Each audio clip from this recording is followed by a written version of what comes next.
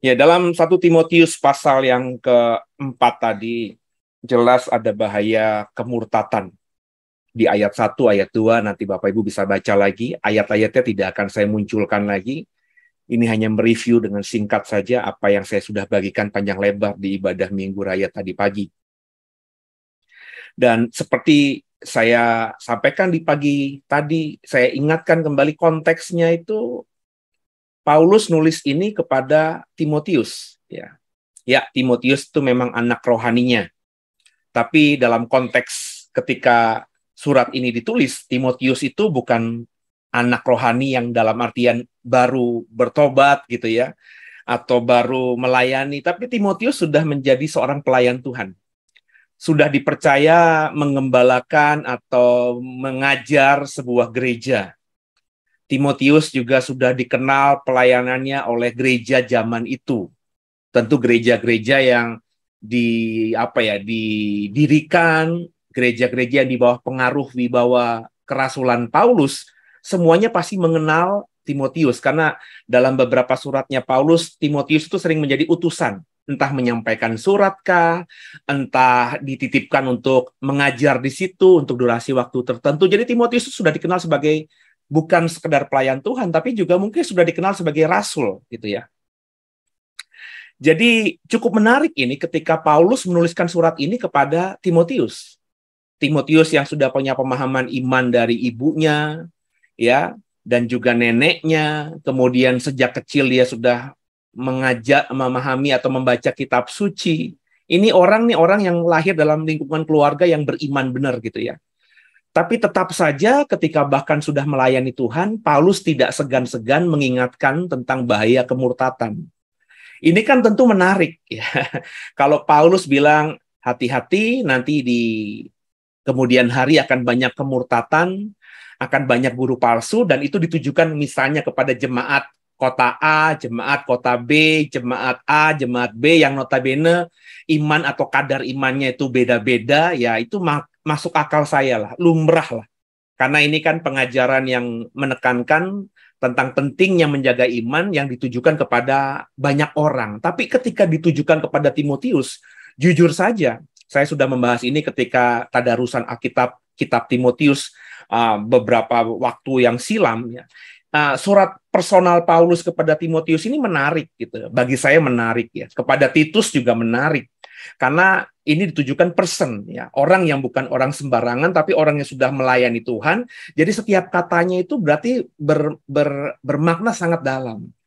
Ketika orang yang sudah tahu firman, orang yang sudah mengajar firman, diingatkan bahaya kemurtatan, itu kan ya tadi, ya coba bayangkan aja, ya misalnya saya, ada yang menegur saya, ada rekan pendeta yang begitu mengasihi saya, terus berkata, Pase, hati-hati murtad, hati-hati mengajarkan ajaran yang sesat.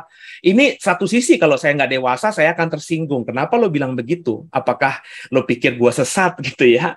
Atau kalau saya dewasa, ya saya akan coba menerimanya. Meskipun jujur saja secara personal, saya akan bertanya-tanya kenapa, why orang itu berkata saya untuk berwaspada agar tidak menjadi guru palsu. Tentu kan saya akan bertanya, menggumulinya secara pribadi. Apakah Paulus tidak sadar ketika dia nulis ini kepada Timotius, pertanyaan-pertanyaan tadi tidak muncul dalam diri Timotius? Saya sangat yakin Paulus sadar akan hal itu. Tapi Paulus tetap mengingatkan itu. Berarti kemurtatan itu memang bahaya yang bisa mengancam siapa saja. Tidak ada manusia Kristen di dunia ini yang kebal terhadap kemurtatan. Ya. Jadi murtad itu bukan cuma pindah agama, tapi meninggalkan iman. Dulu imannya menggebu-gebu, dulu pokoknya dikit-dikit doa, dulu pokoknya dikit-dikit percaya Tuhan. Tiba-tiba agamanya tetap Kristen, tapi nggak lagi doa, nggak lagi menggebu-gebu. Itu artinya sudah meninggalkan iman. Dalam pemahaman saya, itu sudah murtad. Jadi makanya iman itu nggak bisa kendur, iman itu harus terus naik. Nah, coba dipahami. Banyak orang Kristen memahami kemurtatan itu kalau pindah agama. Bagi saya bukan itu, meninggalkan iman. Ya, dulu pokoknya yakin banget.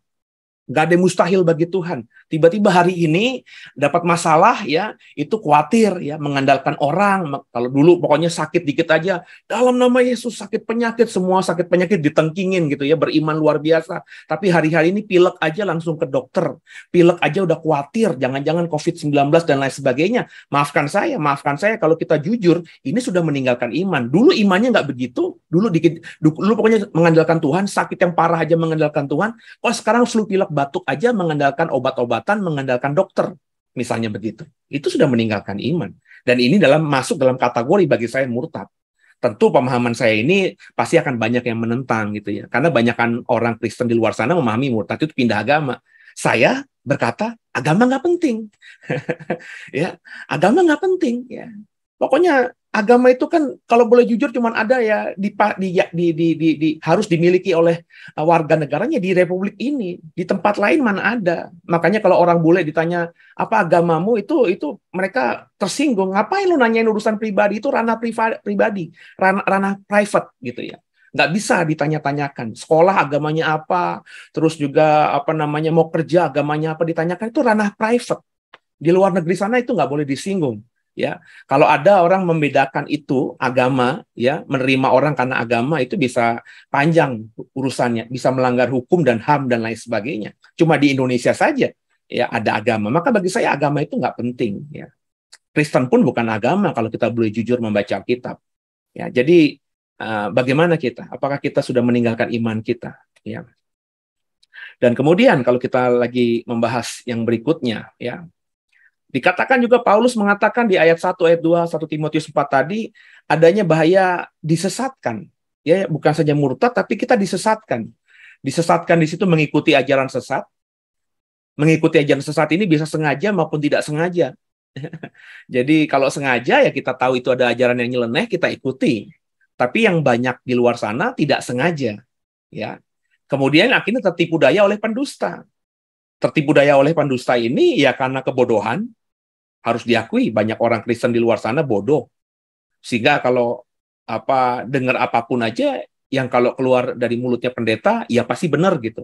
Ini jemaat Kristen yang bodoh. Bukan berarti semua yang keluar dari mulut pendeta itu salah ya, pasti banyak juga yang berkata ya, benar gitu, menyatakan kebenaran.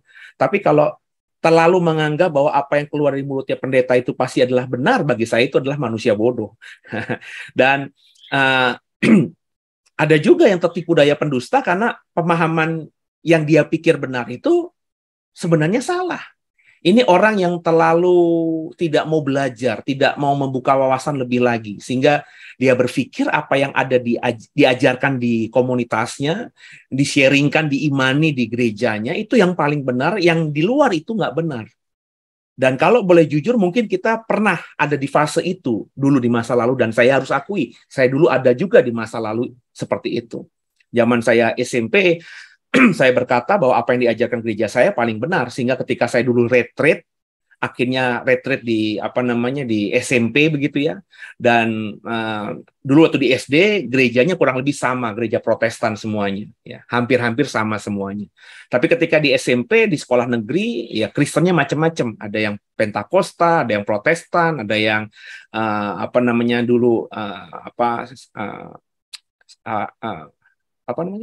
Advent hari ke-7 ya, ada macam-macam di situ ya.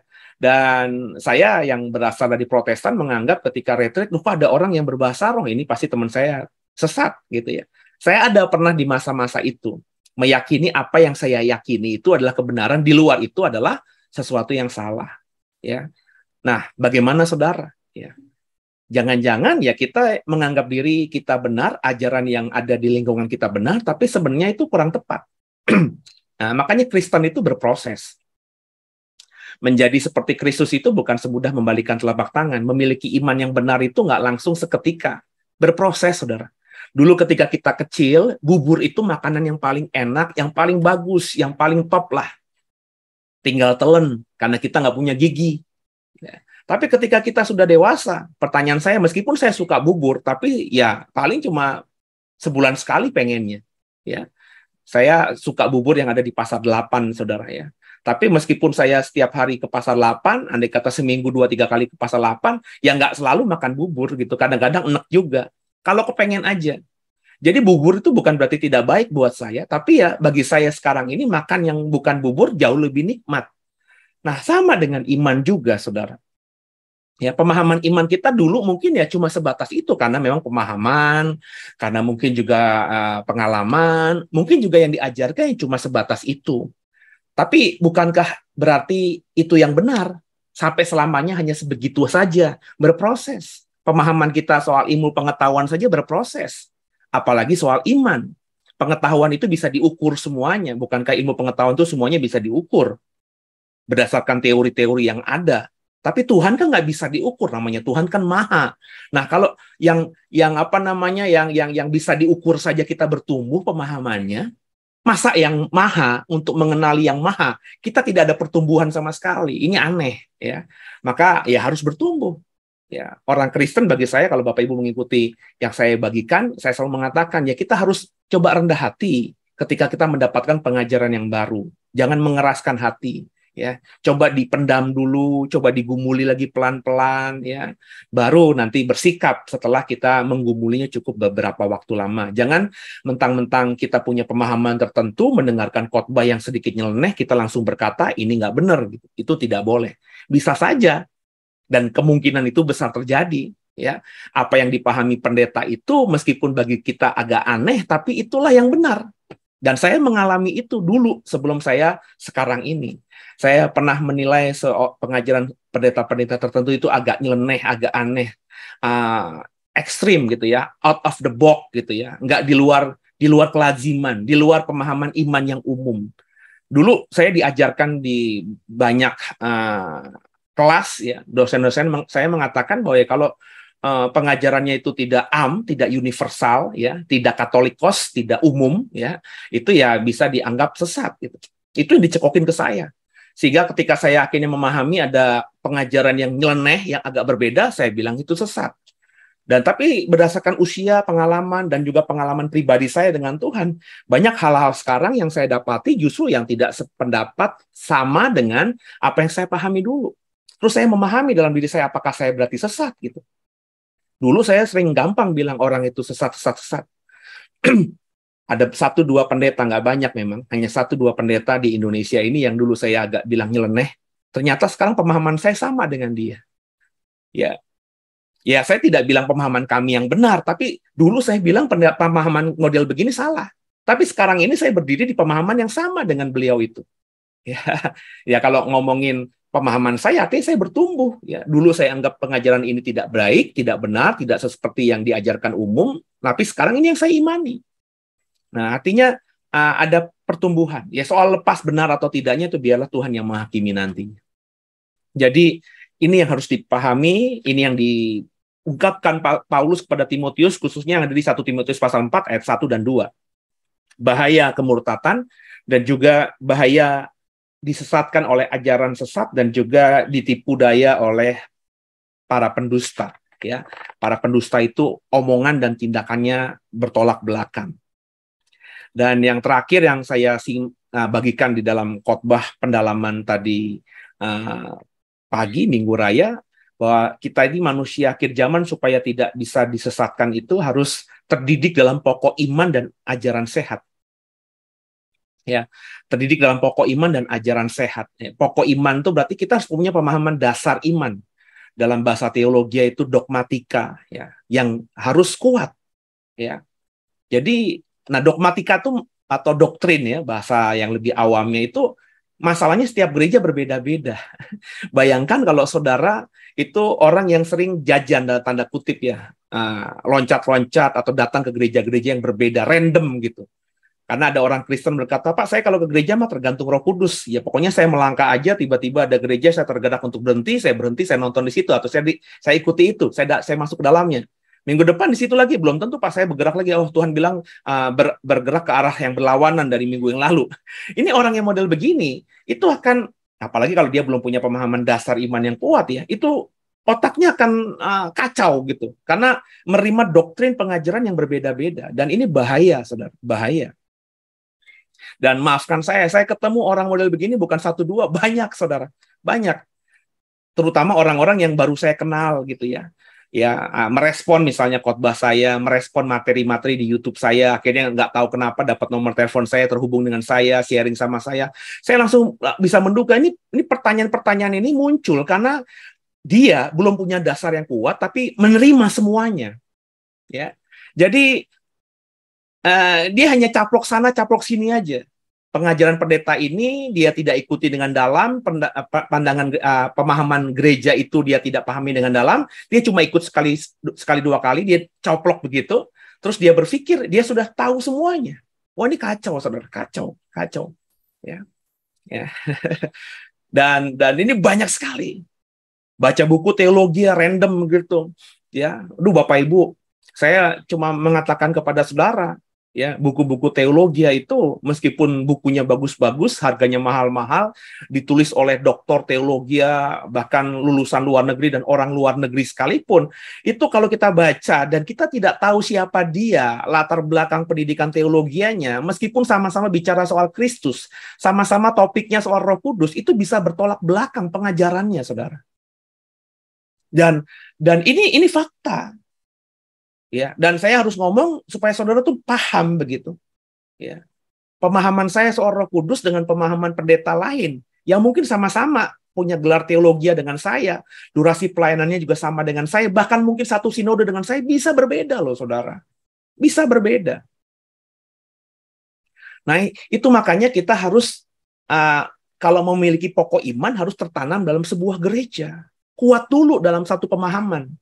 Soal nanti itu pengajarannya benar, sempurna apa tidak, yang penting paham dulu, mantep dulu di situ. Nah, setelah kuat di situ, setelah merasa bahwa kita sudah merasa cukup mendapatkan pengajaran di satu gereja oleh satu hamba Tuhan, ya, terus berdoalah sama Tuhan. Kalau mau misalnya mencari variatif lain, ya, minta tuntunan Roh Kudus, tapi juga nggak langsung random, pelan-pelan, kemana gitu arahnya. Nanti kalau sudah punya pemahaman kuat, coba kita compare, ya, kita bandingkan pemahaman gereja lain dengan pemahaman yang kita dapatkan dari gereja tempat kita bertumbuh itu. Tapi bukan saling salah menyalahkan gitu ya, tapi ya belajar. Itu cara yang paling baik, saudara. Nah, tapi nggak bisa langsung lengkap ke sini gitu. Saudara nggak bisa jadi seorang komentator kayak komentator sepak bola, ya, seolah-olah jago semuanya, padahal nggak bisa main bola, ya. Dan banyak sekarang di luar sana orang jago berteologi, tapi nggak tahu teologi apa. Ya, teologianya bisa acak-adul gitu kalau ketemu sama orang yang memang paham teologi, ya. Ya, kelihatan nanti pemahamannya random gitu, saudara. Jadi harus tertanam di sebuah gereja, ya. Dan saya harus mengatakan nggak ada gereja yang sempurna. Jadi bahkan saya berkata, saya pun tidak sempurna, jauh dari sempurna. The Way tidak sempurna, jauh dari sempurna. Ya. Dan kalau mencari gereja yang sempurna, nggak akan ketemu, saudara. Ya, sebab di dunia ini ya kita masih hidup dalam kedagingan, hidup dalam duniawi. Kita berinteraksi dengan kedagingan, kita berinteraksi dengan duniawi. Yang sedikit banyak akan mempengaruhi setiap individu, entah itu hamba Tuhan ataupun organisasinya, organismenya. Jadi pasti nggak sempurna, saudara. Tapi penting untuk tertanam di situ. Jadi ini step awal, ya. Nah, ketika kita sudah tahu pokok iman kita yang benar, ajaran yang kita yakini kita sudah kuat, barulah gitu ya, kita melangkahkan lagi. Nggak cukup cuma beriman, tapi ada step berikutnya yang kita baca di 1 Timotius pasal 4 ayat yang ke-7 itu, bahwa kita harus menjauhi tahayul. Ya, menjauhi dongeng nenek tua dan mulai melatih dirimu beribadah. Tahayul itu bukan cerita-cerita yang kita pahami dengan tahayul. Waduh, jangan tidur jangan tidur siang-siang gitu ya. Jangan bangun siang-siang, nanti dipatok ayam rezekinya. Terus jangan duduk di depan pintu kalau hujan, ya. Jangan menjahit di waktu malam. Itu tahayul-tahayul, meskipun ada unsur kebenarannya, tapi itu tahayul, saudara. Bukan itu yang dimaksudkan di ayat 1 Timotius 4 ayat 7. Tapi tahayul di situ bicara mengenai bebelos, ya, bicara mengenai hal yang dosa, ya. bicara mengenai duniawi, ya, bicara mengenai profane, ya, dosa duniawi, ya, godless myth atau mitos-mitos yang sama sekali tidak berdasarkan iman, omongan kosong, dan harus diakui dalam interaksi kita dengan orang lain, bahkan di gereja seringkali kita bicara-bicara omongan kosong yang nggak berguna buat iman kita. Ya, kita ngomongin lebih fokus pada kesaksian orang, pengalaman orang. Itu yang selama belasan tahun saya mulai hantam itu, saudara. Ya, kalau entah Bapak Ibu sadari apa tidak, saya menghantam itu. Pengajaran saya menghantam kesaksian-kesaksian karena saya dulu bertumbuh, lahir baru di sebuah gereja yang begitu menekankan pada pengalaman pribadi seseorang. Ya. Sehingga akhirnya pengalaman pribadi itu kalau terus-menerus kita dengarkan, dibagikan, itu menjadi doktrin. Dan ini bahaya, saudara. Sebab pengalaman pribadi seseorang itu belum tentu terjadi 100% presisi dengan kita. Bagaimana mungkin pengalaman orang kita pastikan sebagai suatu kebenaran? Padahal Tuhan bisa berkarya dengan banyak cara. Mungkin kepada orang tersebut dengan seperti itu gayanya Tuhan. Seperti itu maunya Tuhan. Tapi ke kita, karena Tuhan bisa melihat kita dengan dia berbeda. Tuhan memberikan mujizatnya caranya berbeda. Mendidik kita caranya berbeda. Makanya kesaksian itu saya sudah tekankan. Nggak bisa dijadikan dasar pengajaran. Pengalaman pribadi, meskipun pengalaman pribadi itu baik adanya ya, bagus adanya ya, bisa membuat orang juga bertobat ya, bisa saja. Ya, saya termasuk orang yang bertobat. Pertobatan saya semakin menggebu-gebu karena saya ketika bertobat di usia 27, 26 itu membaca bukunya Benny Hinn. Selamat Pagi Roh Kudus, saudara. Wah, itu buku yang benar-benar mind blown. Pokoknya benar-benar membuat pikiran saya meledak gitu, karena kok gila orang bisa bicara sama Roh Kudus ya, orang kok bisa komunikasi dengan Roh Kudus ya, kok Roh Kudus bisa audible ngomong sama hamba Tuhan ini ya. Wah, saya benar-benar terbuka pikiran saya saat itu. Tapi ya setelah saya bertumbuh dewasa ya saya sadar bahwa itu pengalaman hamba Tuhan yang dulu yang saya baca namanya Benny Hinn. Dan bukan berarti kalau punya pengalaman seperti itu akhirnya terus termaterai gitu. Faktanya kita tahu Benny Hinn juga pernah membuat suatu blunder dalam pelayanannya, ya. Dan pelayanannya hari ini tidak sebombastis tahun-tahun ketika saya membaca bukunya itu. Berarti tidak otomatis orang yang mengalami pengalaman pribadi dengan Tuhan yang wow itu akan terus seperti itu kan? Makanya back to the Bible, Alkitab itulah dasar, ya. Itu yang saya tekankan. Yang kedua, menjauhi dongeng nenek tua, silly fables atau cerita-cerita dongeng-dongeng yang konyol-konyol ya. Bukan konyol dalam artian itu salah atau tidak bermanfaat. Dongeng itu baik saja. Hampir semua dongeng itu yang saya tahu pasti ada unsur kebaikannya yang diceritakan dengan bahasa dongeng gitu ya. Tapi tetap aja itu namanya dongeng, saudara. Kesaksian-kesaksian yang kau dengar di mimbar gereja, di YouTube, di channel-channel Kristen, itu semuanya kan niatnya bagus, menceritakan soal Yesus, ya. Tapi itu dongeng, saudara. Ya, itu kesaksian, itu bukan sesuatu yang bisa dipertanggungjawabkan, itu bersifat subjektif, ya. Dan ya kita harus benar-benar firm akan hal ini, ya. Kita harus menjauhi cerita-cerita dongeng, ya. Menjauhi lebih menyukai kesaksian daripada eksposisi ayat firman Tuhan. Dan harus diakui kan Bapak Ibu, hari-hari ini ya, style gereja yang benar-benar mengupas ayat itu ya sepi peminat gitu. Dibandingkan cerita, oh kalau kita berpuasa, pengalaman saya berpuasa Esther 3 hari, pengalaman saya berpuasa Daniel tidak makan yang enak, itu membuat saya semakin punya hubungan intim dengan Tuhan. Tadinya saya sama sekali tidak pernah bisa punya kepekaan, sekarang saya bisa mendengar suara Tuhan secara audible dengan terang.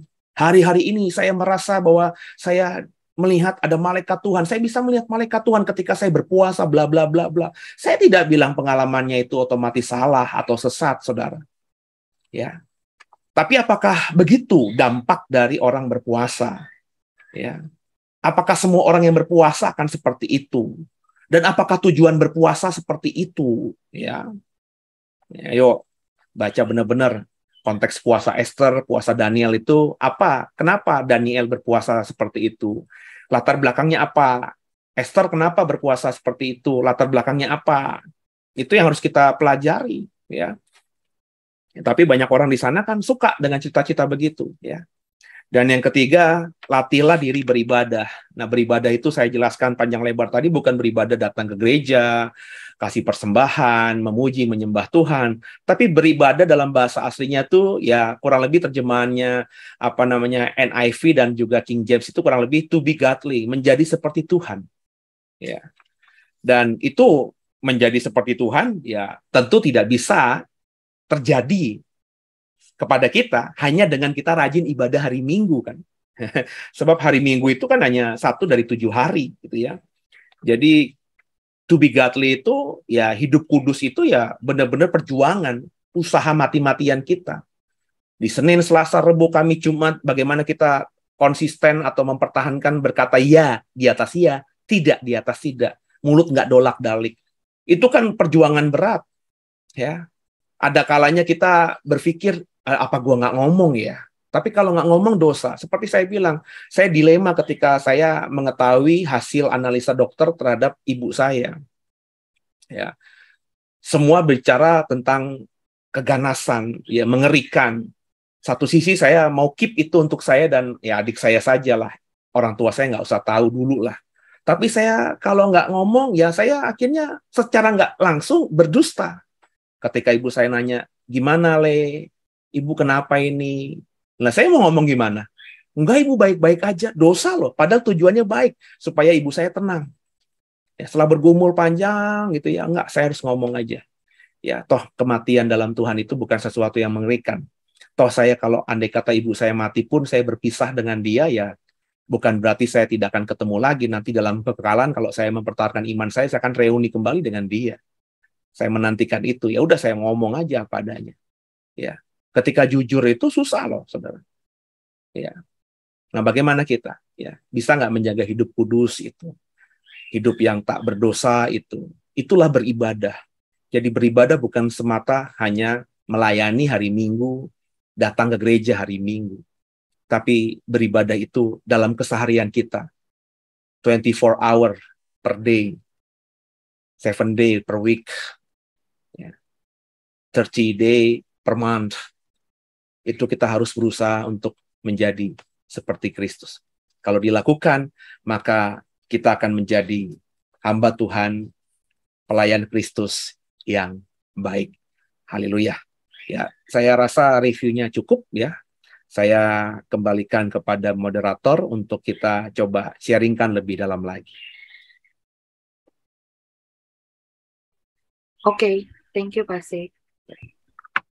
Ya memang yang susah itu ya menjalani sehari-hari yang kita hadapi ya, karena maksudnya hari Senin yang kita hadapi beda lagi dengan hari Selasa yang kita hadapi. Setiap hari selalu ada aja istilahnya ujiannya, tantangannya yang mesti kita bisa lewati itu dengan baik gitu. Dan ya jujur mengakui kadang-kadang saya juga masih gagal. Gak bisa melewati dengan ngerti, paham. Tetapi ketika mau melakukan itu entah kenapa masih terjegal dan memang harus banyak-banyak istilahnya benar-benar apa ya, minta lagi sama Tuhan. Kalau dengan mengandalkan kita sendiri kita tahu, maksudnya kita udah tahu, kita ngerti yang kita lakukan itu salah. Tetapi ketika kita masih aku bisa, tapi tanpa melibatkan minta bantuan Tuhan ya, saya yakin mau berapa kali pun nggak akan bisa kelewat gitu. Memang harus ada kita minta balik ke Tuhan yang memberi kita sesuatu, baru kita bisa melewati hari demi hari itu dengan lebih baik. Oke, kalau misalkan ada Ya, entar dulu. Itu tadi poinnya Foni itu penting ya bagi saya. menyadari bahwa kita belum sempurna, menyadari bahwa kita itu sering gagal, itu penting. Jadi seringkali itu kita abaikan. Tapi kalau kita sudah menyadari itu bagi saya berarti ya, ukurannya menurut saya ya, Roh Kudus masih ada dalam diri kita. Nah, ketika kita menyadari kita ini belum sempurna, kita sering gagal, kita ingat akan kegagalan kita itu ya, berarti kita menyadari posisi kita tuh masih jauh lah dari ideal sebagai seorang percaya. Nah, maka kita harus lebih mati-matian lagi ya. Kalau kita diingatkan kita masih gagal, ya ke depan coba kita usaha lebih maksimal lagi. Kalau masih gagal juga, usaha lebih maksimal lagi. Seringkali orang berkata begini, Foni, nggak mungkinlah bisa menjadi malaikat atau orang kudus di dunia yang jahat ini. Ya, nggak mungkinlah kita bisa hidup sempurna di dunia yang jahat ini. Satu sisi benar, saudara, ya, benar Fon itu, ya. Tapi paling tidak kita mengerjakan apa yang kita tahu, kita bisa menjadi seperti Kristus itu. Meskipun mungkin di kacamatanya Tuhan kita nggak mungkin sama dengan dia, ya, tapi paling tidak Tuhan melihat usaha kita. Itu yang paling penting, ya. Tuhan lihat usaha kita hari per hari memperbaiki diri, minggu per minggu memperbaiki diri, bulan per bulan, semakin tahun kita memperbaiki diri. Meskipun masih jauh dari kesempurnaan, tapi paling tidak Tuhan tuh tahu kita usaha gitu loh. Kita nggak jalan di tempat gitu loh. Dan ya ukurannya kita bisa seperti itu ya ketika kita menyadari. Kalau kita nggak menyadari kita masih punya kelemahan, ya kita akan akhirnya berjalan di tempat terus. Merasa kita sudah hebat dan lain sebagainya. Dan itu yang saya lihat ya, banyak orang Kristen masih merasa bahwa dirinya sudah cukup, enough kok. Yang kulakukan sebagai orang Kristen itu udah cukup. Dan itu ngeri. Ya, ngeri. Sebab orang seperti itu pasti akan terhilang. Dengarkan saya, pasti akan terhilang. Ketika kesombongan bahwa sudah menjadi orang yang baik itu sudah ada, kita tanamkan di dalam kita, kita akan jadi orang terhilang. Berarti kita tidak membutuhkan lagi kasih karunia Tuhan, berarti kita tidak lagi membutuhkan pertolongan Tuhan. Karena kita merasa kita sanggup dengan usaha kita sendiri. Gitu ya. Thank you, Pak C. Silakan teman-teman kalau ada yang mau nimbrung ya. Kalau buat saya pribadi sih, biasanya kalau udah begitu sih langsung ke Tuhan, gagal lagi gitu apa yang mau saya istilahnya yang menjadi titik kelemahan saya. Biasanya saya doa lagi, Tuhan saya nggak mau selalu dikuasai oleh hal-hal yang bikin akhirnya melakukan mengulangi lagi kesalahan-kesalahan. Jadi bisa saya dalam hati, Tuhan tolong gitu kuasai diri saya menjadi segala hati pikiran yang selalu berusaha dicemari hal-hal negatif. Tuhan pagari. Jadi dalam hati gitu-gitu terus, gitu terus. Jadi itu lebih bikin saya lebih tenang gitu daripada saya ikutin terus apa yang dimainkan oleh pikiran saya. Saya akan semakin terhanyut dan akhirnya bablas gitu loh. Dan itu saya nggak mau. Jadi memang setiap hari itu harus berjuang dan dari kitanya sendiri pun harus terus dilawan gitu. Jangan kita bikin ya udahlah kali ini saya luapkan saja, besok baru minta ampun. Nggak bisa gitu. Saat kita melakukan sesuatu juga, saat itu juga kita minta ampun. Tapi ada kewajiban dari kita harus terus kita lawan setiap hari, setiap saat gitu. Itu loh yang bikin kita biar nggak lost, nggak hilang gitu. Kalau dari saya pribadi sih gitu. Silakan kalau teman ada yang lain gitu, mungkin ada Tante Neta mau sharing atau Bu Alfrida juga mau sharing, boleh silakan. Ataupun ada Bu Silvi, ada Pak Amos, si Esther, monggo ya.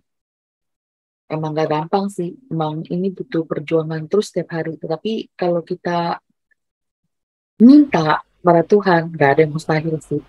Itu yang aku yakin, percaya banget. Oke. Silakan. Ya, shalom semuanya. Tak dulu. Ini Esther nih keren banget ya. Jadi backgroundnya itu pantai, ada sunset, tapi ada meja rias, ada gitar, ada figura ngambang di udara, itu luar biasa loh. Ya. Ini pencahayaan. Dukun aja nggak bisa buat begini. Ya. Pencahayaan di kamar kurang pas saya. Ya, tadi sih belum sempat dengar. Memang nggak dengar pas saya tadi karena di sekolah minggu kan. Cuman tadi Amos sempat puterin itu juga YouTube pas udah sampai di rumah. Jadi ada dengar sekilas lah gitu ya. Tapi dari topik hari ini yang menarik itu tuh yang tadi kayak dongeng nenek dongeng gitu ya Pak. Terus yang seolah-olah percaya atau tidak percaya gitu. Nah, baru-baru ini kan ya aku kurang lebih 20 hari ya kemarin pulang kampung itu. Nah, jadi waktu yang pas mama meninggal itu kan, ya namanya aku normalnya orang meninggal itu kan tangannya begini ya. Nah, ternyata tuh buat orang Batak, kalau udah di atas 70, terus anaknya udah menikah, udah punya cucu, nggak boleh begini. Jadi harus begini. Nah, saya diomelin tuh, dimarahin, ini kayak nggak tahu adat gitu. Jadi terus saya denger kan rumor-rumor gitu, oh itu anaknya yang pendeta itu tuh, gitu. Gitu kan. Oh pantesan nggak ngerti dia. Ya iyalah, kagak ngerti gua. SMA aja udah langsung ke Malaysia kan. Maksudnya lulus SMA aku udah langsung kerja di Malaysia. Terus habis dari Malaysia kuliah teologi. Terus lanjut ngajar, menikah. Jadi dibesarkan tuh di perantauan gitu. Jadi nggak pernah ngikutin yang namanya adat gitu. Dan itu sesuatu yang penting banget buat orang Batak. Sampai aku ada ngomong juga kan ke Pase ya. Ya aku dikuatin banget lah, Pase bilang udahlah, pokoknya harus bawa damai. Itu aja tuh. Amos juga selalu bilang, pokoknya damai. Nggak usah komen apa-apa. Maksudnya selama itu nggak menggugah iman kita, lakukan aja, ikutin aja gitu. Tapi buat saya nih Pase, sebagai anak bungsu gitu ya, maksudnya lu pada tuh mama gua sakit kagak dateng gitu lo besuk. Nah sekarang dia meninggal, ribut banget semua urusan tentang gini. Tangan dilurusin gitu kan. Sempet tuh Pak saya mau marah gitu, tapi akhirnya kan teleponan sama Pak saya gitu kan. Pak saya bilang begitu, sempet gitu, aduh dalam kemanusiawian, maksudnya ini mama gua gitu loh, ngapain lu yang repot gitu, kenapa sekarang urusannya udah meninggal jadi kalian yang repot gitu. Nah buat orang Batak tuh Pak saya, walaupun dia sudah pelayanan di gereja tradisi kayak begitu, adat dan agama itu memang berdampingan, dan seolah-olah adat itu pun seolah-olah untuk Tuhan gitu. Nah jadi kalau begini, buat mereka tuh nanti mamaku nggak tenang perginya. Aduh pokoknya agak-agak gimana lah. Itu kan buat kita orang Kristen apalagi karismatik kan itu sesuatu tahayul ya Pak saya. Jadi akhirnya karena mama sudah diformalin, jadi itu pelan-pelan tuh dilurusin lagi tuh tangannya, dilurusin. Nah terus pas udah mau tutup peti, ada juga tuh yang dibilang, kok nggak dibawa sikat giginya, nggak dibawa bajunya, nggak dibawa handuknya gitu. Buat aku pribadi sama keluarga, saudara gitu, kita nggak perlu gitu. Bahkan sampai tanteku yang biarawati pun ya, tanteku udah biarawati gitu, adiknya papa, dia tuh udah beliin susu kan buat mama di rumah sakit, itu mau dimasukin ke peti. Aduh kacau banget gak sih? Kacau banget. Terus ada malam kita perpisahan sama mama. Jadi ya aku sih terus terang nih Pak saya, maksudnya selalu inget yang Pak saya bilang, udahlah ikutin aja semua walaupun gak enak di hati gitu kan. Malam perpisahan itu kita minta maaf gitu. Tapi buat aku tuh istilahnya adat itu tuh kayaknya nggak penting banget deh. Buat apa minta maaf buat sama mama yang sudah jenazah gitu loh. Terus yang kayak adik-adiknya papa, saudara-saudaraku gitu-gitu kan, pada bilang gini, doakanlah kami yang masih hidup ini. Hah? Sampai tanteku yang biarawati pun ngomong kayak gitu loh Pak Seh. Maksudnya dia bilang, Eda doain kami ya, anak-anakmu, keturunanmu. Ya Amos sih udah geleng-geleng lah sebagai menantu kan. Maksudnya banyak hal-hal. Tapi itu dipercaya loh Pak Seh. Maksudnya orang Batak itu percaya kalau orang mati itu di surga tuh mendoain kita yang masih hidup. Makanya orang Batak kalau kita ziarah, itu tuh bawa yang perempuan dikasih siri, yang cowok dikasih rokok. Itu tuh katanya mereka ada gitu. Dan rokoknya itu kan terbakar. Ya iyalah terbakar, ada angin ya. Tapi dibilang, oh itu udah disedot, udah diisep tuh. Kayak gitu tuh. Jadi hal-hal kayak begitu. Nah memang pas saya sebagai ya bisa dibilang hamba Tuhan, tapi memang nggak bisa ngomong banyak tuh pas saya. Apalagi kayak Pak Prana kan, apalagi si Bu Esther tuh karismatik abis lah, mana mungkin dia izinkan adat orang tuanya. Nah, tapi nggak bisa Pak Seh. Walaupun saya, ya namanya, apalagi mama pernah pesen kan tahun lalu, ya puji Tuhannya tahun lalu kan saya pulang ya waktu dia ulang tahun. Ya itulah ulang tahun dia terakhir gitu. Mama udah bilang, aku kalau meninggal pagi, dikubur sore. Kalau meninggal sore, dikubur pagi. Dia udah pesen gitu, nggak usah adat-adat ya dek. Dia nggak mau anak-anaknya berutang gitu kan. Tapi ya gitulah pas saya ya ini maksudnya eh, belum bisa sih maksudnya untuk kalau menegakkan kebenaran ya semua kita pasti rindu ya. Tapi kan kalau jadi berantem buat apa juga ya pas saya. Nah itu sih buat saya sih kayak orang-orang Batak yang cinta adat itu lebih dari Tuhan. eh Ya itu tugas saya sih. Nah makanya pas yang kumpul keluarga patungan kayak gitu apa ngomongin pengeluaran, terus kayak abang saya yang nomor satu, kayaknya dia tuh penting banget itu adat gitu. Sampai ada berantem juga. Saya disuruh ganti KTP, disuruh pakai Siboro. Nah jadi sebenarnya kan kita purba Siboro, jadi harus Siboro. Nah aku bilang nggak bisa lah bang, semua ijazah, semua akte, semua ini semua purba. Ya masa tahu-tahu karena mama meninggal terus ketua adat bilang harus Siboro, ya kali gua harus ganti Siboro semua. Ya gampang itu. Pokoknya kalau ada apa-apa samamu kau nggak ganti itu Siboro, jangan harap Siboro mau bantu. Oh aku bilang denger ya bang, hari ini denger ya, kalau ada apa-apa aku sama Amos nggak apa-apa si Boro nggak bantu, aku punya teman-teman di gereja, punya Tuhan yang tolong aku bilang gitu pas ya.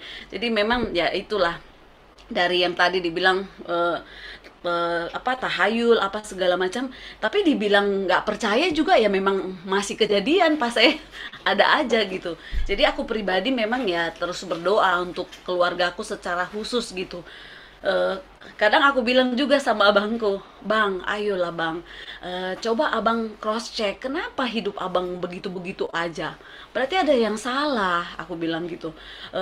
Abang tuh lebih mengutamakan adat daripada Tuhan, dan itu Tuhan gak suka. Aku suka bilang gitu pas saya.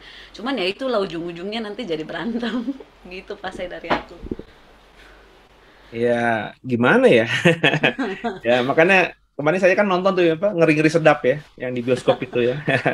Jadi tahu banyak lah ya, emang saya udah tahu adat Batak kayak gimana, ya memang seperti itu. Dan saya rasa bukan Batak saja, tapi suku yang mayoritas Kristen, yang Kristennya kuat, ya pasti ada apa model-model seperti itu ya, 11-12 dengan itu. Ya kalau kita berhadapan dengan orang tua, problemnya memang susah gitu karena mama almarhum itu kan dia punya keluarga juga yang punya merasa punya kepentingan. Makanya paling tidak dimulai dari kamu sama Amos gitu ya. Nanti apa namanya ya bersikap lah gitu ya. Nanti kalau gue mati jangan begini-gini ya. Dan kalau makanya penting juga itu kita nih harus mikirin juga soal kematian tadi gitu ya. Makanya mestinya tahun lalu kalau kita berandai-andai tahun lalu ketika mama bilang nanti kalau mama mati pagi sore dikubur, kalau mati sore pagi dikubur, itu kamu rekam gitu.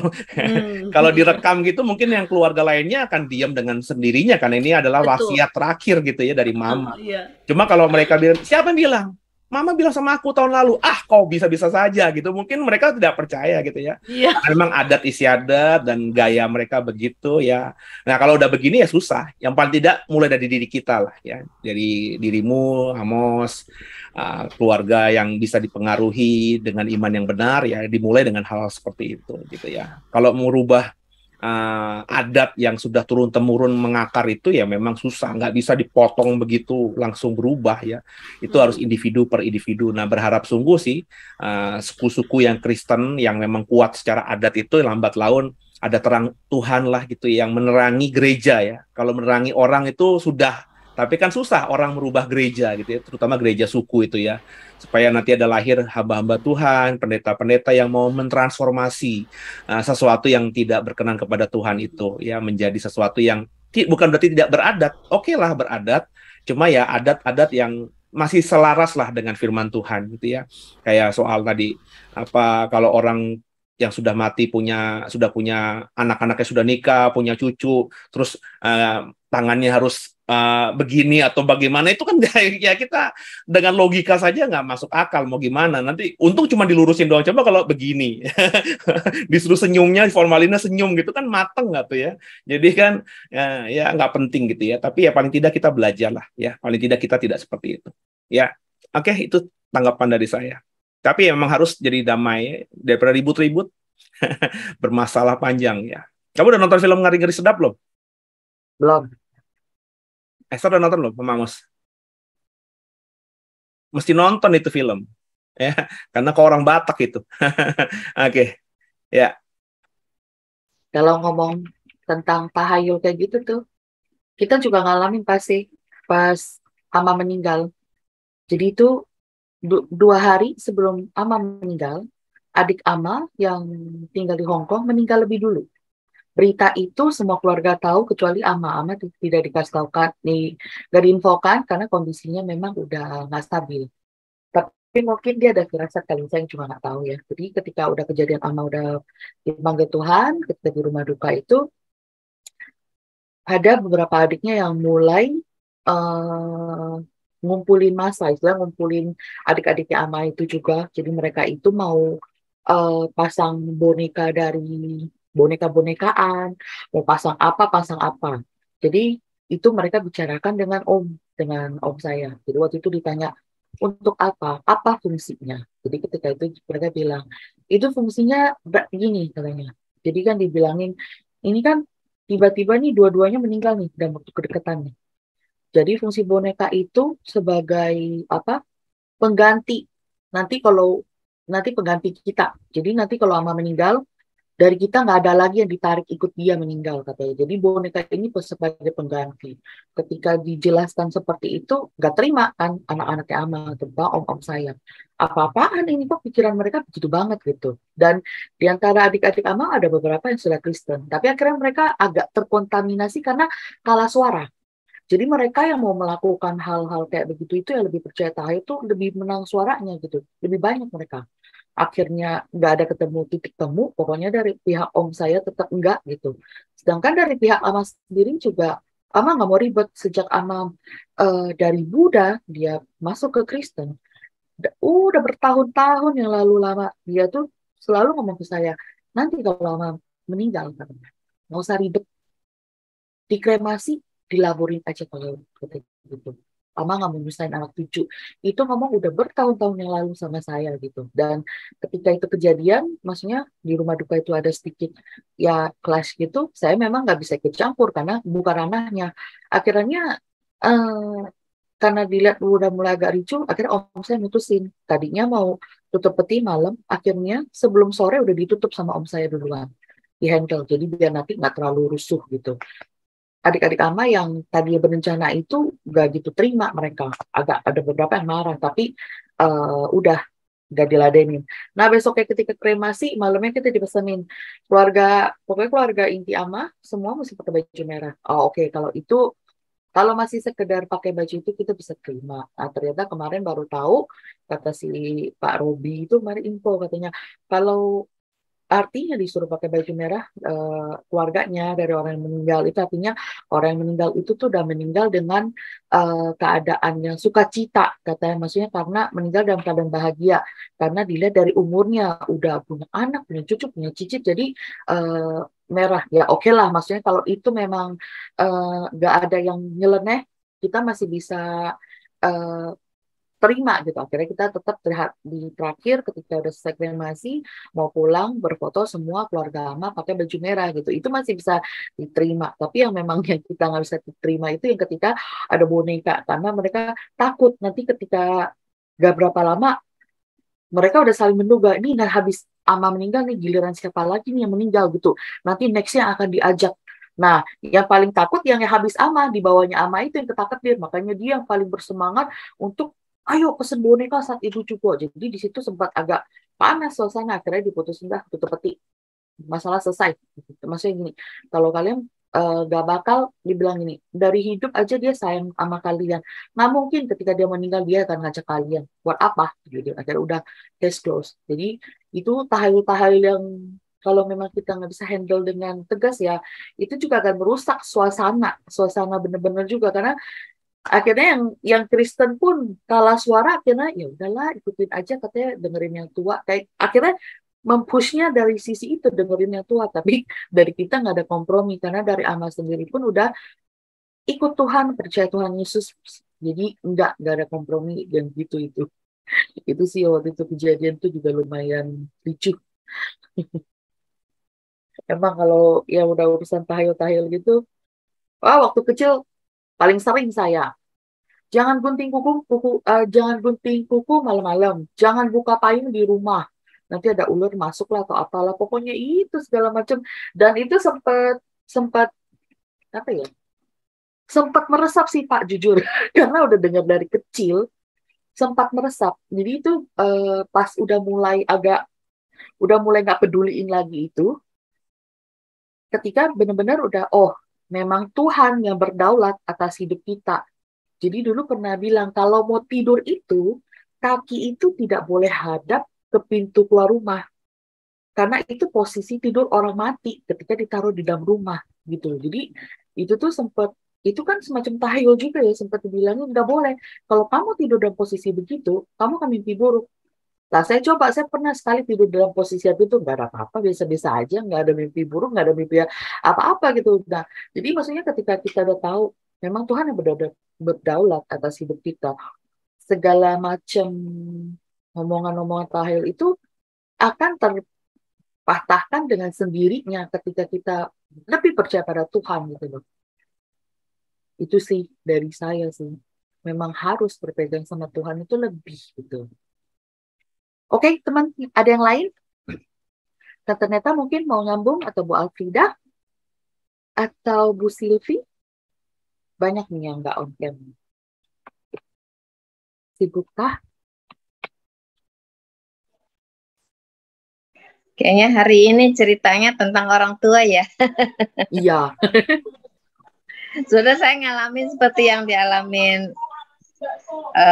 Foni sama Esther juga sih. Tapi ya bisa saya lalui. Cuma sekarang yang saya harus hadapin orang tua tuh yang gimana ya? Mungkin Pak Ase bisa ngasih pertimbangan. Dia sudah usia 88, jadi dia halu ke masa lalu lah gitu. Jadi kalau itu masih bisa saya pahami. Tapi kadang-kadang dia merasa kayak dibawa ke alam gaib gitu. Terus dia bilang, tuh, udah orang udah pada menjemput saya tuh. Si A, si B, si D disebutin ya semua itu. Saya bilang, bukan, itu setan yang menyerupai. Nggak usah percaya. Dia bilang, enggak. Saya udah mau dipanggil deh. Kalau memang percaya bahwa Tuhan Yesus, maka yang panggil itu bukan orang-orang seperti itu yang udah mati, saya bilang gitu. Itu setan semua. Enggak, kamu tahu apa sih? Kamu nggak tahu, aku yang merasakan udah mau mati, katanya gitu. Jadi saya suka bingung gitu. Cuma saya bilang gini, kalau memang oke deh, Bapak merasa udah waktunya mau dekat. Itu menurut pemikirannya. Tapi bagi saya bilang, kita tidak pernah ada yang tahu kapan waktunya kita mati, kapan waktu Tuhan akan panggil kita. Tapi masalahnya adalah saya bilang, apakah Bapak udah siap? Dia bilang, oh saya siap. Tidak. Saya bilang belum siap. Kamu ini tahu apa? Ya, saya bilang belum siap karena Bapak saya itu belum bisa mengampuni abangnya yang sudah meninggal. Sampai udah meninggal. Dia dendamnya sampai sekarang pun masih ada. Itu yang saya mau bikin dia mau melepas pengampunan, tapi dia bilang enggak, sampai saya mati pun saya tidak akan pernah mengampuni. Maka saya katakan lagi, Pak, di Alkitab pada dikatakan loh, apa yang kamu ikat di bumi akan terikat di surga, apa yang kamu lepaskan di bumi akan terlepaskan di surga. Terus dia bilang ini, apa maksudnya? Jadi kalau Tuhan aja mau mengampuni kita, saya nggak mau ngejelasin ke orang tua tuh saya bingung. Tahu ayatnya tapi saya menjelaskannya bingung gitu loh. Supaya kalau mau kita mau mengampuni, lepasi pengampunan, hati kita tuh lega. Bukan cuma yang meninggal itu abang yang bapak tua itu senang, kita pun juga nggak akan susah karena kita akan terbawa terus dendam, sakit hati. Saya bilang gitu. Enggak, kamu nggak tahu ya dulunya bagaimana dia perlakukan aku sampai aku sakit hati. Dia bilang gitu. Jadi mau sampai nanti dipanggil, mau meninggal tetap nggak mau mengampuni, enggak. Ya udah terima aja sendiri ya, saya bilang gitu. Pokoknya saya sudah mengingatkan, terserah Bapak mau mengampuni atau tidak, karena Yesus sudah lebih dahulu mengampuni kita. Mengapa kita tidak bisa mengampuni? Tuhan itu luar biasa, Dia bisa mengampuni kita yang terlalu banyak dosa, yang harusnya kita tidak perlu diampuni. Tapi Tuhan Maha Pengampun, saya bilang. Tapi lagi-lagi mentah. Kenapa saya tuh merasa dibilangnya kamu tuh tahu apa gitu. Jadi ya dalam hati saya sia-sia ya, saya kayaknya sia-sia. Udah saya nanti saya bilang pakai firman ini enggak gini. Kalau menurut Pastor gimana coba ngadepin orang tua yang udah dia merasa udah mau rasanya udah mau meninggal gitu Pastor. Iya. Ya, apa? Ya kejadian sih juga beberapa hari yang lalu ya, ibu. Ketika saya tanya ibu saya, Bu, siap mati apa enggak? Siap, Ibu, udah siap mati, Bu, nggak takut mati. Mati kan adalah keuntungan. Ya. Iya. Cuma banyak orang, dan saya melihat juga ya dalam hati saya, ibu saya ngomong begitu ya bukan dalam pemahaman dia siap itu dia sudah punya iman yang bagus. Menurut saya sebagai anak, saya masih lihat masih banyak kelemahan-kelemahan yang Tuhan kasih umur lagi untuk diperbaiki begitu ya. Jadi orang tua memang seperti itu kan, Bu. Saya berkali-kali bilang kan, kita ngomong sama orang tua itu udah frekuensinya beda. Iya. Ya, itu harus dimaklumi pertama. Tapi saya selalu kalau ngomongin firman, saya nggak pernah khotbahin ibu saya. Ya, apalagi kalau terakhir-terakhir ini saya cuma kasih ayat aja. Saya cuma mengcopy paste ayat saja dalam konteks bapak ibu gitu ya. Orang tua yang sudah sepuh 80-an tahun ini ya coba kita nggak usah jelasin ayatnya, cuma kita kasih ayatnya saja. Ya, coba Bapak baca ini deh. Ya. Soal mengampuni atau tidak mengampuni, bagi saya yang paling kuat itu adalah yang di doa Bapa kami itu, Bu, yang Matius pasal 6 ayat 14-15 itu. Ya, jika kamu tidak mengampuni orang lain, maka Bapamu di surga tidak akan mengampuni. Tapi jika kamu mengampuni orang lain, maka Bapamu di surga akan mengampuni. Jadi pengampunan atas dosa-dosa kita akan diberikan oleh Bapa di surga kalau kita sudah mengampuni orang lain. Terus ya itu aja, coba Bapak pikirin deh ayat tadi ya, coba kasih ayatnya, kasih Alkitabnya, coba dibaca. Jadi Matius 6 Pak ya. Matius 6 doa Bapa kami ayat 14-15 itu. Bagi saya itu ayat yang paling kuat, dan saya pernah mengeksposnya, dan saya punya kesaksian ada satu orang yang berubah, yang benci banget sama bapaknya, marah banget dengan bapaknya karena sejak kecil tidak dianggap anak, bapaknya meninggalkan ibunya dengan dia yang masih bayi sehingga sakit hatinya luar biasa. Terus ketika bapaknya sudah mau mati ya, dia datang saat itu di Manado. Saya masih ingat banget, dia orang Bekasi. Dia datang ke Manado bukan untuk berdamai dengan bapaknya, tapi ya cuma sekedar sebagai anak doang gitu. Dia merasa bapaknya nyari-nyari dia, ya udah dia datang, tapi dia masih tidak bisa mengampuni ya. Terus dia hari Minggu dengar khotbah saya soal ini, pas soal pengampunan ini, dan dia habis ibadah mencari saya nangis terseduh-seduh begitu. Terus saya cuma tenangkan, dan apa yang bisa saya bantu ya, ayat yang Bapak sampaikan tadi, ayat yang sederhana tapi itu menempelak saya ya. Jadi saya akhirnya berpikir ya, apa yang saya lakukan buat Tuhan selama ini, melayani Tuhan hari Minggu jadi pelayan Tuhan, ya akan jadi sia-sia. Saya akan tetap ke neraka kalau saya sama Bapak saya sendiri saja nggak mengampuni gitu. Dan itu ayatnya kan sangat telanjang, tidak multitafsir, tidak butuh penafsiran, tidak butuh orang pinter mendalami teologi ya. Dalam bahasa Indonesia sudah sangat jelas. Kalau kamu mengampuni orang, Bapamu di surga mengampuni. Tapi kalau kamu tidak mengampuni orang, maka Bapamu di surga juga tidak akan mengampuni. Dalam doa Bapa kami kan juga gitu kan ya. Ampunilah kami akan kesalahan kami seperti kami sudah mengampuni. Kami sudah mengampuni orang yang bersalah kepada kami. Jadi pengampunan dari Tuhan buat kita itu yang akan terjadi kalau kita juga mengampuni orang lain.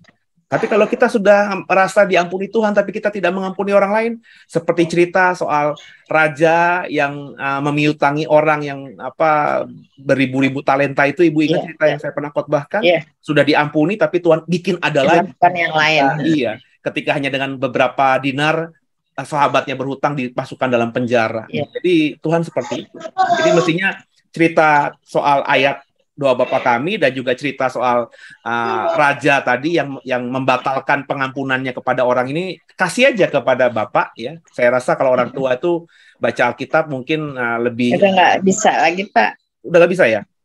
Agak buram matanya gitu, jadi harus dibantu bacain. Ya dibantu baca atau mungkin dikasih ada akan ayat, coba cari di Google gitu, ayat itu yang voice-nya, yang suaranya dikirim misalnya di handphone. Nah, dia, Pak, dengerin ayat ini ya, coba renungin ya. Aku sebagai anak nggak mau ceramahin Bapak, nggak mau ngajarin Bapak, siapalah aku ini gitu ya. Coba dengerin, tanya sama Tuhan. Saya rasa ayat itu sangat jelas, telanjang, dan saya berharap, saya juga berdoa supaya orang tua ketika dengar itu juga akhirnya mengampuni. Apalagi yang didendaminya sudah mati juga gitu ya. Ngapain juga gitu dendam sama orang, apalagi abang sendiri udah mati pula gitu ya. Kan sia-sia banget. Semoga ada pengampunan sehingga ketika Bapak nanti dipanggil Tuhan kapan saja waktunya Tuhan ya, seperti yang dia bilang, aku siap ya, memang benar-benar siap dan akhirnya surga upahnya gitu ya Bu ya. Ya, saya selalu ingat pesan Bapak saya kan, bagaimana kita harus mempersiapkan orang tua kita ini juga terima Tuhan Yesus gitu loh, mempersiapkan itu. Makasih Pak Se. Ya Bu. Ada yang lain? Kalau tidak ada, ya kita cukupi saja. Yang mau sharing, tidak ada? Masih ada yang mau sharing teman-teman? Kalau nggak ada, untuk Sunday School hari ini cukup sampai di sini dan kita akan lanjut lagi di minggu depan. Silakan pasti ditutup. Ya, jadi minggu tadi adalah seri pertama dari Manusia Akhir Zaman. Minggu depan dan seterusnya saya akan coba buat seri kedua, ketiganya tentang bagaimana manusia akhir zaman kata Alkitab. Jadi dengan saya mengupas ini berharap semuanya belajar, introspeksi diri, menilai diri sendiri. Apakah kita masih menjadi orang-orang yang hidup di akhir zaman yang masih belum atau masih jauh dari kebenaran firman Tuhan.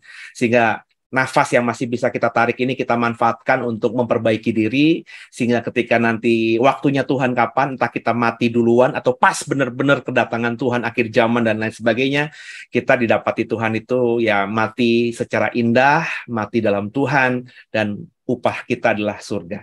Saya berharap demikian. Tundukkan kepala, kita doa.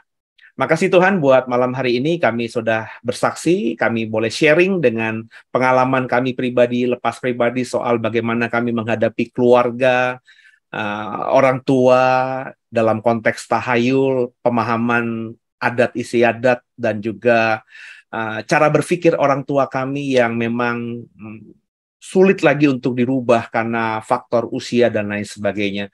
Tapi kami terus belajar untuk beriman kepada Tuhan, sebab bagi Tuhan tidak ada yang mustahil. Kami berdoa buat orang tua kami yang masih hidup agar bisa mengenal Tuhan dengan baik, jumpai mereka Tuhan sebelum Kau panggil mereka dalam keabadian. Dan bagi orang tua kami yang sudah Kau panggil, kami berdoa agar kami semua bisa menjadi anak-anak mereka yang dalam iman lebih luar biasa, sehingga kami percaya kalau nanti waktu Tuhan juga selesai buat kami sebagai manusia yang hidup di bumi ini, kami nanti akan mati dalam Tuhan, dan kalau kami mati dalam Tuhan, kami akan dipertemukan kembali dalam keabadian dengan orang-orang yang sudah mendahului kami, yang sudah mati di dalam Tuhan sebelumnya. Terima kasih Tuhan, berkati Foni, berkati Henry, berkati Amos, Esther, Sylvie, Bu Afrida, Bu Neta. Program ini belum direspon oleh banyak jemaat Tuhan, tapi kami doa agar mereka juga punya hati untuk belajar lebih lagi, belajar men-sharingkan pandangan mereka, bertanya lebih dalam lagi, sehingga firman yang mereka dengar itu semakin mereka pahami dan hidup dalam keseharian mereka. Dan kami yang mendapati kebenaran ini juga bisa membagikannya kepada suami, istri, orang tua, anak, mantu, cucu kami, sehingga akhirnya benar-benar hidup kami jadi berkat bagi banyak orang. Kami akan berusaha menjadi alatnya Tuhan, menjadi terangnya Tuhan, menjadi garamnya Tuhan. Paling tidak Tuhan buat orang-orang di sekitar kami, buat keluarga kami. Terima kasih Tuhan buat program ini, dan kami mau akhiri program ini dengan berharap sungguh Tuhan ampuni dosa kami. Kami mau beriman sungguh Yesus Kristus adalah Tuhan Juru Selamat kami yang hidup, dan kami percaya ke dalam tangan-Mu lah kami percayakan hidup kami, tubuh kami, jiwa kami, roh kami. Hanya Tuhan pemilik hidup kami. Segala hormat kemuliaan hanya bagi Yesus Tuhan, Juru Selamat kami satu-satunya. Haleluya. Amin. Selamat malam semuanya. Selamat istirahat. Malam. Terima kasih. Malam buat yang lain, Tante Neta, Pak Amos, Sister, Bu Afrida. Sampai ketemu minggu depan. Shalom. Shalom, Tuhan berkati semua. Terima kasih. Shalom semua, Tuhan berkati.